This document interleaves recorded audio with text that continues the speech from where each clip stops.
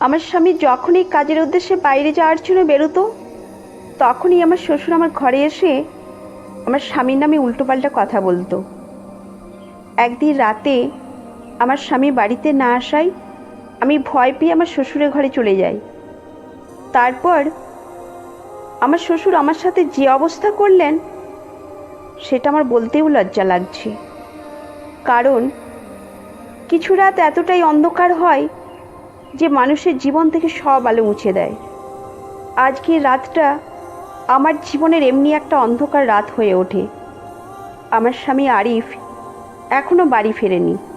রাত 12:30 বাজছে। আমি বসার ঘরে তার ফেরার জন্য অপেক্ষা করছিলাম। আমার নজর বারবার ঘড়ির কাঁটার দিকে চলে যাচ্ছিল। সেকেন্ডের কাঁটার সাথে সাথে আমার বুকটাও ধকধক করছিল। আমি প্রার্থনা করছিলাম যাতে আরিফ যত তাড়াতাড়ি সম্ভব বাড়ি ফিরে আসে। এরই মাঝে হঠাৎ করে কারেন্ট চলে যায়।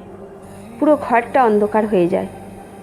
আমি আমার মোবাইলের টর্চ জ্বালিয়ে কোনো মতে আলোর ব্যবস্থা করলাম, কিন্তু তাতেও আমার মনে একটা অদ্ভুত ভয় বাসা বাঁধতে শুরু করে। তখনই শুনতে পেলাম একটা শব্দ। মনে হলো কেউ ধীরে ধীরে আমার ঘরের দিকে আসছে। ভয় পাওয়ার কারণ ছিল সঠিক, কারণ প্রতিবার রঞ্জন যখন কাজের উদ্দেশ্যে বাইরে যেতেন, তখনই আমার শ্বশুর আমার ঘরে এসে আমার স্বামীর নামে উল্টোপাল্টা কথা বলতেন। একদিন রাতে যখন আরিফ বাড়িতে ছিলেন না, আমি ভয় পেয়ে আমার শ্বশুরের ঘরে চলে যাই। তারপর আমার শ্বশুর আমার সাথে যে অবস্থা করলেন সেটা আমার বলতেও লজ্জা লাগছে। সেই রাতটি আমার জীবনের সবচেয়ে বড় দুঃস্বপ্ন হয়ে ওঠে। আমি খুব ভয়ে ছিলাম। কি করব কিছুই বুঝতে পারছিলাম না।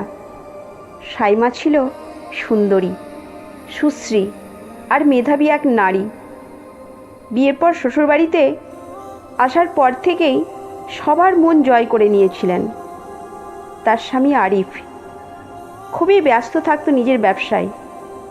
তাই শ্বশুর আলহাজ কামাল উদ্দিন সবসময় চেষ্টা করতেন সাইমার পাশে থাকার। শ্বশুরের সঙ্গে সাইমার সম্পর্কটাও হয়ে উঠেছিল বন্ধুত্বপূর্ণ। একদিন সন্ধ্যায় আরিফ বাসায় না ফেরায় সাইমার মনটা খারাপ ছিল। সে বসার ঘরে বসেছিল আর ভাবছিল। ঠিক তক্ষুনি শ্বশুর কামাল উদ্দিন এসে বসল তার পাশে। তিনি বললেন, কী রে সাইমা, মন খারাপ কেন? আরিফ তোকে সময় দিতে পারছে না? সাইমা একটু লজ্জা পেয়ে বলল, না তেমন কিছু না, আমি ঠিক আছি। কামাল উদ্দিন মৃদু হেসে বললেন, আমি তো তোকে আমার মেয়ের মতো মনে করি। তুই যদি কোনোদিন কিছু বলতে চাস নির্ভয়ে বলতে পারিস।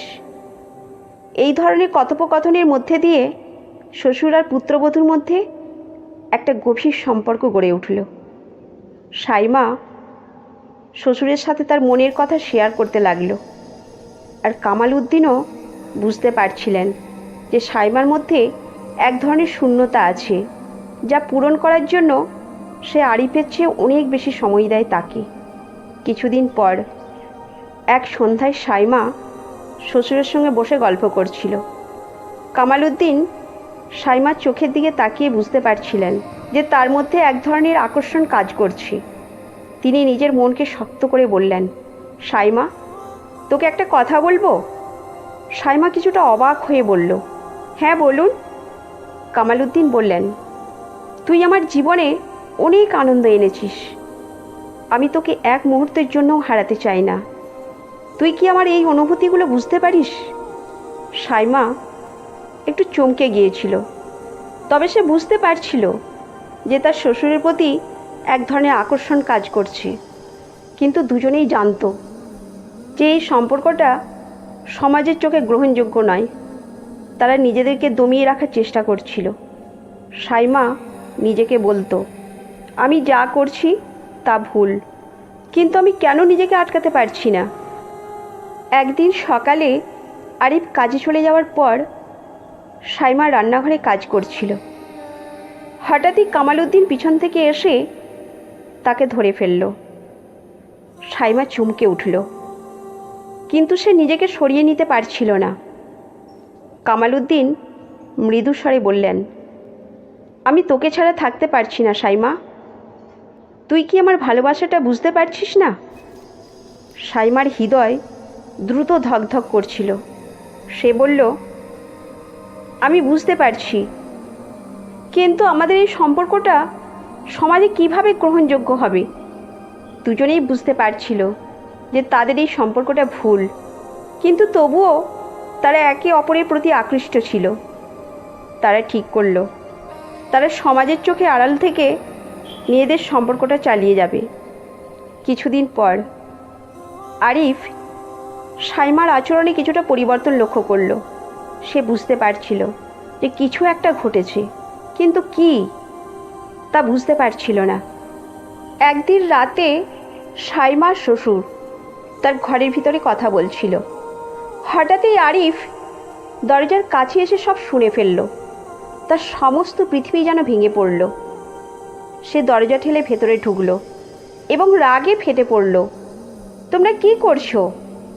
এটা কি করে সম্ভব? কামালউদ্দিন ও সাইমা দুজনেই স্তব্ধ হয়ে গিয়েছিল। আরিফের চোখে ক্রোধের আগুন জ্বলছিল। কামালউদ্দিন বললেন, বাবা শোনো, আমাদের ভুল হয়েছে, কিন্তু আমরা কেউ এমনটা করতে চাইনি। আরিফ বলল, তোমাদের এই সম্পর্কে কোনো মানে নেই। তুমি আমার বাবা আর সে আমার স্ত্রী। তোমরা কিভাবে এটা করতে পারলে? দুজনেই বুঝতে পারছিল যে এই সম্পর্কের কোনো সমাধান নেই।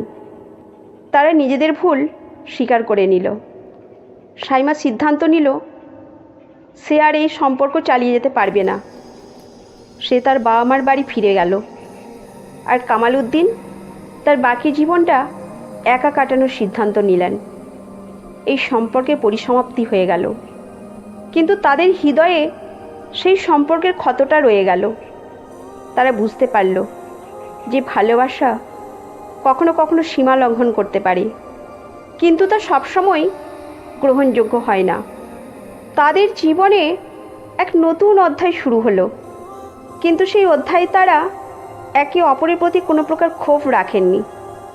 এই ঘটনার পরে সাইমা তার নিজের জীবন নতুন করে শুরু করলো। সে বুঝতে পারল যে কখনো কখনো ভালোবাসা পেতে চাইলে নিজের সীমা বুঝতে হয়। কামালউদ্দিনও তার ভুল বুঝতে পেরে সাইমার সাথে আর কোনো সম্পর্ক রাখেননি। তাদের জীবন আলাদা হলেও সেই দিনগুলোর স্মৃতি তাদের হৃদয়ে চিরকাল রয়ে গেল। ভালোবাসা কখনো কখনো কঠিন হয়, কিন্তু সেটা ভুলের জন্য নয়, বরং সীমা লঙ্ঘনের জন্য।